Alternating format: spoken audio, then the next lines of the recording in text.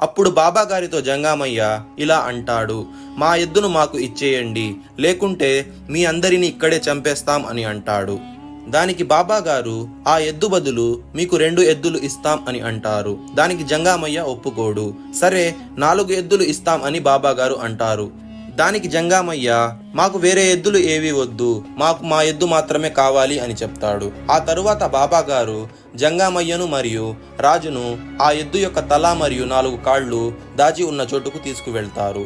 అక్కడ తన కర్రతో గట్టిగా కొట్టి ఉమ్మి బి ఇజినిల్లా అని అనగానే ఆ ఎద్దు మళ్లీ బ్రతుకుతుంది. ఇది చూసిన జంగామయ్య రాజభటులను బాబాగారి మీదకు దాడికి పంపుతాడు. ఆ తరువాత ఒక్కసారిగా అక్కడ చీకటి కమ్ముకుంటుంది. బాబాగారి తోటి వారందరూ అల్లాహు అక్బర్ అని తక్బీర్ పలకడం ప్రారంభిస్తారు. బాబాగారి మీదకు దాడికి వచ్చిన భటులు ఆ చీకటిలో వారిని వారే నరుక్కొని అక్కడికక్కడే మరణిస్తారు.